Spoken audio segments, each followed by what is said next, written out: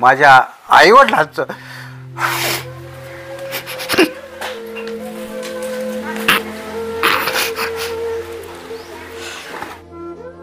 तुम्ही थोडंसं सायलेंट व्हा.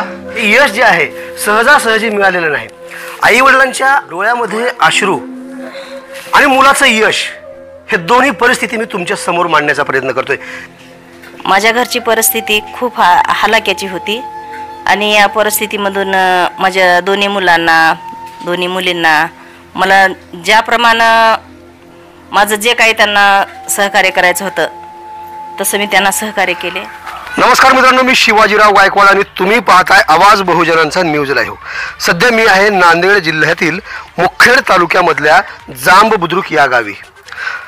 2023-24 मध्ये महाराष्ट्र लोकसेवा आयोग गट क सेवा या माध्यमातून परीक्षा घेण्यात आल्या आणि त्या परीक्षेमध्ये जांब बुद्रुकचा एक भूमिपुत्र असलेला, ज्याची अत्यंत बिकट परिस्थिती असणारा ज्ञानदीप हा या महाराष्ट्र लोकसेवा आयोगाच्या परीक्षेमध्ये यशस्वी झालाय. आणि त्याची नेमकी काय कहाणी आहे हे तुम्हाला मी दाखविण्यासाठी आज जांब बुद्रुक या गावी आलो आहे. हे तुम्ही बघू शकता, ज्ञानदीपचं हे घर आहे आणि त्याच्या घरी जाऊन मी त्याच्या आई वडिलांशी सुद्धा संवाद साधणार आहे की कशा पद्धतीनं ज्ञानदीपला तुम्ही बनवलं, कशी ज्ञानदीपनं या यशापर्यंत झेप घेतली, हे मी सर्व या व्हिडिओच्या माध्यमातून तुम्हाला दाखवणार आहे. बघू शकता तुम्ही, ज्ञानदीपच्या घरी आल्यानंतर हे ज्ञानदीपचं घर आहे आणि अतिशय हालाकीच्या परिस्थितीमधून आई वडिलांनी कसं त्याला या यशापर्यंत झेप घेण्यास परावृत्त केलं, कशा पद्धतीने त्याला बनवलं हे मी जाणून घेणार आहे. माझ्या उजव्या बाजूला बघू शकता तुम्ही ज्ञानदीप बसलेला आहे आणि इथे ज्ञानदीपची आई वडील सुद्धा आहेत. सर्वप्रथम मी ज्ञानदीपची आई वडिलांचं आवाज बहुजनांचा न्यूजच्या माध्यमातून तुमचं स्वागत करतो आहे. आणि ज्ञानदीप, तुझं सुद्धा सर्वप्रथम अभिनंदन आहे. धन्यवाद.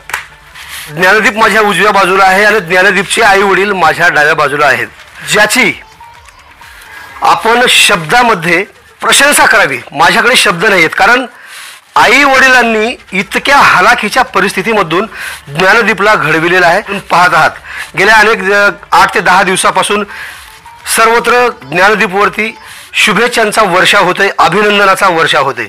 आणि हे सगळं बघत असताना मला सुद्धा अभिमान वाटला की खरंच ज्ञानदीपचं यश जे आहे, ज्ञानदीपने जो ज्ञानाचा दिवा जांब बुद्रुक येथे लावलेला आहे, हे तुमच्यापर्यंत आवाज बहुजनांचा न्यूज लाईव्हच्या माध्यमातून पोहोचवा असा वाटला. ज्ञानदीप, मी सर्वप्रथम तुझ्याकडे येणार आहे आणि तुझं पुन्हा एकदा हार्दिक स्वागत. धन्यवाद अण्णा, धन्यवाद. काय सांगशील, हे जे यश प्राप्त केलेलं आहे महाराष्ट्र लोकसेवा आयोगाच्या गट क सेवामधून तू यश मिळवलायस, कशा पद्धतीने इथपर्यंत पोहोचलास? मी तुझ्यापर्यंत आणखी काही बरेचसे प्रश्न घेऊन आलोय. पहिल्यांदा तुझी काय प्रतिक्रिया व्यक्त करणार आहेस? पहिल्यानंतर सगळ्यांचे आभार, कारण की रिझल्ट लागल्यापासून कॉल मेसेज येत आहेत सगळ्यांना, आई वडिलांना पण फोन वगैरे येऊन सगळ्यांचे अभिनंदन वगैरे करत आहेत. त्यामुळे सगळ्यांचे प्रथमतः आभार. आणि मी 2021 पासून अभ्यासाची तयारी करतोय. त्यामध्ये मी राज्यसेवेची मुख्य परीक्षा असतील किंवा कंबाईनच्या मुख्य परीक्षा असतील, गट कशा मुख्य परीक्षा असतील किंवा दुसऱ्या पण सरळ सेवेच्या परीक्षा आहेत, त्यामध्ये मी प्रत्येक परीक्षा दिलेलो आहे. आणि ही जी ग्रुप सीची एक्झाम होती ही मागे 2023ची जाहिरात आहे, त्यामध्ये सुद्धा एक्झाम देऊन आता मला महसूल सहाय्यक म्हणून या पदावरती सध्या निवड झालेली आहे. महसूल सहाय्यक या पदावर निवड झाल्यानंतर ज्ञानदीप पहिल्यांदाच माझ्याशी बोलतोय. ज्ञानदीप, अभ्यास करायची जी तुझी स्टेप होती, स्किल होती, हे कशी होती आणि तू कसं इथपर्यंत पोहोचलास हे मला सांग, कारण आमच्या प्रेक्षकांना हे अतिशय मार्गदर्शक असं ठरणार आहे. नक्कीच हे इतरांसाठी मार्गदर्शक असेल, पण हे जेवढं आपल्याला बाहेरून दिसतं म्हणजे MPC एक मायाजाळ आपण असं म्हणू शकतो डायरेक्टली, कारण की एका प्रोसेसला एका निकालाला जवळपास 1.5 वर्ष लागतात. आणि मग हा टाइम पिरियड तुम्ही कॅल्क्युलेट करूनच ह्या क्षेत्रात वगैरे आलं पाहिजे. आणि त्याच्यानंतर मी 2021 चालू केली, तेव्हा माझे सिनियर असतील किंवा माझे गुरुजन जे काही असतील, सगळे गुरुजनांचे मी प्रथमतः आभार मानतो, कारण की त्यांच्यापासून ही सुरुवात झाली. आणि त्यात सिनियरांचा खूप मोठा आधार, सहज बॅचमेट, माझे मित्रपरिवार आणि जे काही आमचे MPC करणारे मित्र वगैरे, त्यांच्या थ्रू हे सगळं मला माहिती मिळाली आणि मी चालू केली तयारी. त्याच्यानंतर मला क्लासेस वगैरे सरांकडूनच मिळाले होते, कारण की आमचे सिनियर वगैरे त्यांचा क्लास वगैरे ते घ्यायचे, त्यांच्याकडनं सगळं मार्गदर्शन मिळालं. आणि मग अभ्यासाची तयारी तिथूनच सुरू केली, म्हणजे सुरुवात तिथूनच केली. आणि आज ते सुद्धा माझ्यासोबत आहेत, मला त्याचा अभिमान वाटतो. ते प्रत्येक अपयश असते. माझे रिझल्ट 2-3 रिझल्ट गेलेत माझे, म्हणजे खूप नॅरो मार्जिनने गेलेले आहेत, तरी सुद्धा त्यांनी पाठीशी हात घालून मला कर तू, अजून आपण करू शकतो. मग त्याच्यानंतर हे काहीतरी मिळालंय, ही फुलाची पाकळी माझ्या पदरात पडलेली आहे, पण अजून मला पुढे जाऊन काहीतरी अजून मोठं गाठायचं, त्याची तयारी अजून चालूच आहे. ज्ञानदीपच्या यशामागची पार्श्वभूमी ऐकत असताना अक्षरशः अंगावरती शहारे येतात. कारण 3 वेळेस अपयश आल्यानंतरही ज्या गुरुजनांनी त्याला आधार दिला की तू कर, पुढे काहीतरी करून दाखवू शकतोस, असा त्याला आत्मविश्वास आल्यानंतर महसूल सहाय्यक पदापर्यंत ज्ञानदीपने मजल मारली आहे. ज्ञानदीप, मला सांग, असं वाटलं होतं का स्वप्नात की खरंच आता मी 4थ्यांदा प्रयत्न केल्यानंतर यशस्वी होणार आहे, असं तुला कधी वाटलं होतं? नक्कीच, कारण की काहीतरी आपण करताना ते आतलं जे मन आहे ते सांगत जातं की आपण काहीतरी होणार आहे. म्हणजे एवढं तरी माहिती होती काहीतरी होणार आहे, पण किती वेळ लागणार आहे हे नव्हतं माहिती. त्यामुळे शेवटी काहीतरी मिळालेलं आहे आता, आणि इथून अजून चालू आहेत प्रयत्न सर, अजून काहीतरी नवीन मिळवायसाठी. आता पुढच्या प्रश्नाकडे वळणार आहे मी. नेमकी प्रेरणा कोणाकडून मिळाली आणि या यशाचं श्रेय कोणाला असणार आहे? प्रथमतः यशाचं श्रेय हे आई वडिलांकडे असणार आहे, आणि यशाची प्रेरणा म्हणायला गेलं तर घरची परिस्थिती तीच माझ्यासाठी सगळ्यात मोठी प्रेरणादायी गोष्ट असणार आहे. कारण की हे बघल्यानंतरच आपल्याला काहीतरी करू वाटतं की काहीतरी करायचं बाबा, घरच्यांसाठी, स्वतःसाठी आणि इतरांसाठी सुद्धा. मग घरच्यांची प्रेरणा खूप मोठी आहे माझ्यासाठी सर, आणि तिथूनच सगळा प्रवास चालू झाला आहे परीक्षेचा. ज्ञानदीपचा मोठा भाऊ तसा रत्नदीप अंधे हा देखील पुण्यामध्ये सध्या आहे तो, आणि विशिष्ट अशा जॉबवरती तो सुद्धा काम करतोय. खऱ्या अर्थानं एक म्हण आहे मराठीमध्ये, पुत्र भावा ऐसा गुंडा आणि त्याचा लागावा तिन्ही लोकी झेंडा, असं म्हणतात. या म्हणीला साजेल असं काम ज्ञानदीपच्या माध्यमातून होताना दिसते. जांबुद्रुकची खरं तर ही ओळख आहे, कारण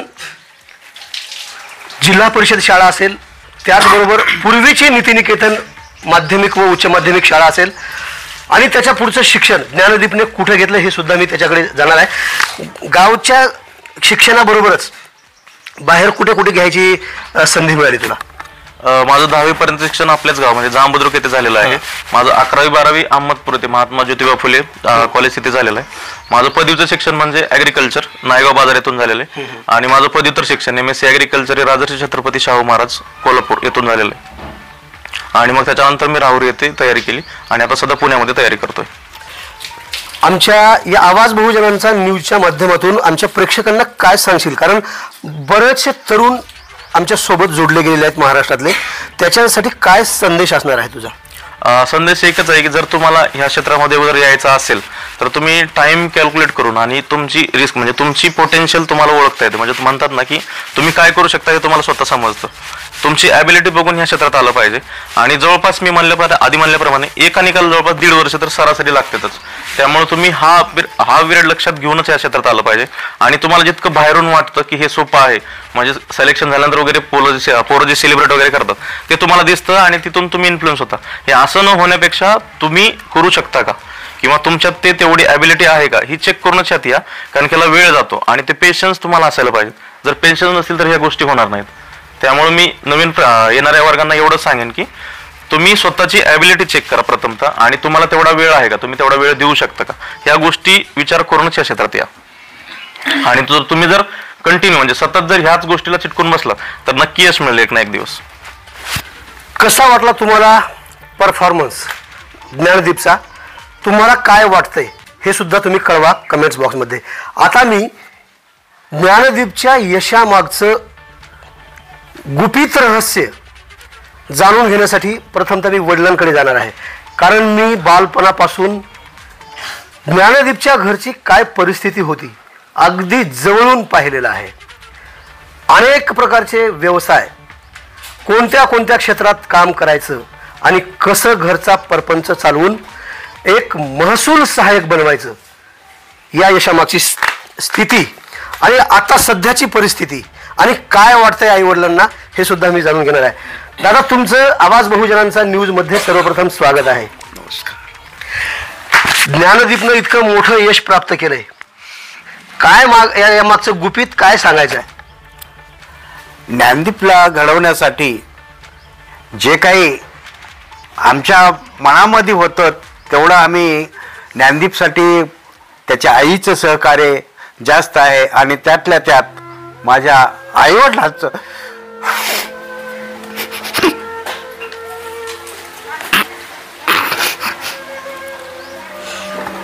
खरं तर हे आनंदाचे अश्रू आहेत. एका डोळ्यातून दुःखाचे अश्रू तर दुसऱ्या डोळ्यातून आनंदाचे अश्रू हे शिवाजी आंदे ज्ञानदीप आणि रत्नदीपचे वडील आहेत. कारण हे उभं करायला काय लागतं हे ज्यांनी स्वतः अनुभव घेतला आहे ते त्यांनाच कळतं. तुम्ही थोडंसं सायलेंट व्हा. अतिशय हे यश जे आहे सहजासहजी मिळालेलं नाही. आई वडिलांच्या डोळ्यामध्ये अश्रू आणि मुलाचं यश हे दोन्ही परिस्थिती मी तुमच्या समोर मांडण्याचा प्रयत्न करतोय. कारण इतिहास असा आहे, आता ते भावनिक झालेले आहेत.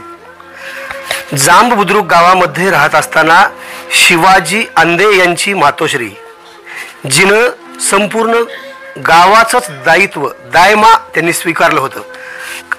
दायित्व म्हणजे असं होतं की एखादी मुलगी ज्यावेळी आपल्या माहेरी बाळंतपणासाठी येते आणि ते बाळंतपण करण्याचं काम कसल्याही मोठ्या रकमेची अपेक्षा न करता शिवाजी आंदे यांच्या मातोश्रीनं ते बाळंतपणाचं काम म्हणजे दायित्व करण्याचं काम त्यांनी निस्वार्थपणे केलेलं आहे. आणि त्या कर्माचं फळ खऱ्या अर्थानं आंदे कुटुंबियांच्या पदरात पडलेलं ज्ञानदीपच्या माध्यमातून महसूल सहाय्यक पदापर्यंत पोहोचल्याचं आपल्याला पाहायला मिळतंय.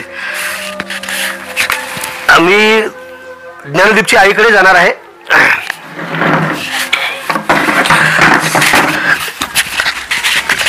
खूप असं बोलायचं आहे परंतु भावनिक झालेले आहेत दादा. या यशामागे तुमचं खूप मोठं श्रेय आहे, ज्ञानदीपनं सांगितलेलं आहे. कशी कशी तयारी करत होता तुम्ही ज्ञानदीपला शिकवण्याची आणि तुमचा काय अनुभव आहे जेणेकरून आमच्या नवीन तरुण युवा पिढीला हे मार्गदर्शक ठरेल. नमस्कार, मी कमलबाई शिवाजी आंदे. माझ्या घरची परिस्थिती खूप हालाक्याची होती आणि या परिस्थितीमधून माझ्या दोन्ही मुलांना दोन्ही मुलींना मला ज्याप्रमाणे माझं जे काही त्यांना सहकार्य करायचं होतं तसं मी त्यांना सहकार्य केले. पुन्हा मुलींना पण शिकवले, मुलांना शिकवले आणि ह्या पदापर्यंत आणले. तसं तुम्ही कोणत्या क्षेत्रामध्ये काम करायच्या? मी अंगणवाडी कार्यकर्ते म्हणून सध्या कार्यरत आहे. बर. आणि किती मानधन मिळायचं तुम्हाला? मला सुरुवातीला मानधन फक्त 1800 रुपये भेटत. अतिशय तुटपुंज्या मानधनावर 1800 रुपयाच्या मानधनावर हे सगळा प्रपंच उभा केलेला दिसतोय. आणि तुम्ही पाहताय या आवाज बहुजनांचा न्यूज लाईव्हच्या माध्यमातून आम्ही एकच काम करणार आहोत की खरंच समाज हितासाठी प्रेरणादायी काय आवश्यक आहे हे तुमच्यापर्यंत पोहोचविण्याचा माझा प्रयत्न असणार आहे. असं स्वप्न बघितलं होतं का की एक ना एक दिवस येईल ज्याप्रमाणे रत्नदीप आणि ज्ञानदीप हे दीप तुम्ही दोन जे प्रज्वलित केलेले आहेत, ज्ञानदीपनं खरोखरच यशाचा दिवा घरी घेऊन येईल असं तुम्हाला स्वप्न वाटलं होतं? कधी बघितलं होतं स्वप्न असं? आमची अपेक्षा होती असं आपण काहीतरी आपल्या मुलांना घडवावं, आपले काहीतरी त्यांनी उद्या चालून मोठ्या लेख आपले मुलं मोठ्या पदावर जावं अशी अपेक्षा ठेवूनच मी मुलांना माझ्या घडवले. आता पुढच्या काय अपेक्षा आहेत ज्ञानदीप कडून तुमच्या? काय आता अभ्यास करून इथपर्यंत आलाय, पुन्हा यापुढे त्यांनी आणखी उच्च पदावर जावं अशी अपेक्षा आहे. धन्यवाद. खूप खूप अतिशय प्रेरणादायी हा व्हिडिओ तुमच्यापर्यंत पोहोचविण्याचा प्रयत्न आहे. मी पुन्हा एकदा ज्ञानदीपकडे जाणार आहे. ज्ञानदीप, मी तुझ्याकडे दुसऱ्यांदा आणखी आलोय. आता पुढे काय ठरवलंय, कशा पद्धतीने जीवन जगायचं आहे? कारण आजपर्यंत जे किस्से होते पूर्ण आता चेंज होणार आहेत. मग वेगळं असं काय ठरवलं की इथून पुढे कसं जगायचं आहे? आता सध्या तरी काही वेगळं नाही. आता माझे 2 पेपर अजून पेंडिंग आहेत. मार्च एप्रिल एंडला एक पेपर होईल आणि जून जुलैमध्ये एक पेपर होईल आणि मग त्यानंतर याची जॉईनिंग होईल. मग जॉईनिंग आल्यानंतरच पुढचं जे असेल ते होईल. त्यामुळे आता सध्या तरी काहीच नाही असं ठरलेलं की काय करायला हवं नेमकं. आता ते एक 2 दिवसानंतर त्यांनी प्रिफरन्स वगैरे लिंक दिलेली आहे, त्याच्यानंतर मग समजेल की नेमकं काम वगैरे कुठं आहे आणि त्याच्यानुसार मग एरिया वगैरे बघून कामानुसार तिथं सुरुवात करावं लागेल. बरं, असं वाटतं का काय मी हे विचारलो नाही असं तुला वाटू नये आणि त्या प्रश्नाचं उत्तर तुझ्याकडेच राहून जाईल. मग ते मनमोकळेपणानं तुला आता काय व्यक्त व्हायचं आहे तुझ्यासाठी मी वेळ देणार आहे.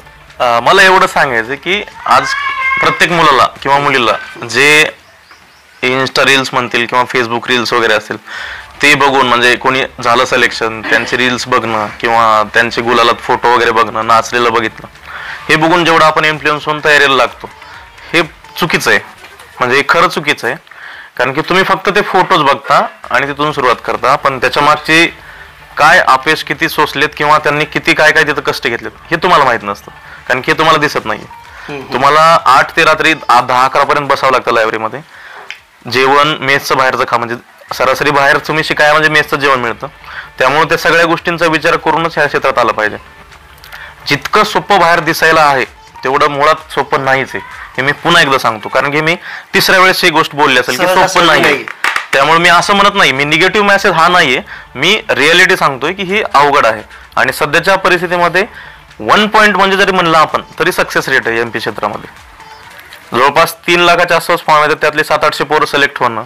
आता ही जाहिरात 7,000ची होती म्हणून ही वेगळी गोष्ट आहे, पण दुसऱ्या जे एक्झाम आहेत त्याच्यामध्ये 2-2.5 लाख फॉर्म येणार, त्याच्यामध्ये पूर्ण 10,000-12,000 रुपये 10,000 पोरं मेन्स देणार आणि त्याच्यामध्ये 5-600 येणं हे खूप अवघड गोष्ट आहे. त्यामुळं तुम्हाला जितकं बाहेरून दिसतं तेवढं हे सोपं नाहीये. या गोष्टींचा विचार करून तुम्ही या क्षेत्रात आलं पाहिजे, मला एवढंच सांगायचं. एकूणच परिस्थिती पाहिली तर दिसतं तसं नसतं आणि केल्याने होत आहे रे, अधिक केलेच पाहिजे या उक्तीला शब्दाची जोड देत ज्ञानदीपने आमच्यासोबत संवाद साधला. आणि हा संवाद जर तुम्हाला जर आवडला तर नक्कीच आमच्या चॅनलला सबस्क्राईब करायला विसरू नका. विशेष म्हणजे जाम बुद्रुक येथील स्वाती शिवाजी लष्करे ही मुलगी सुद्धा याच क्षेत्रामध्ये तिनेही यश संपादन केलेलं आहे. आणि त्याचबरोबर अमित परशुराम मोरे या विद्यार्थ्यांनी देखील याच क्षेत्रामध्ये यश संपादन केलेलं आहे. त्यांच्याशी माझा फोनद्वारे संपर्क झालेला आहे आणि त्यांच्याशी सुद्धा मी संवाद साधण्याचा प्रयत्न करणार आहे. तर मंडळी, पुन्हा भेटूया पुढील बातमीमध्ये. आवाज बहुजनांचा.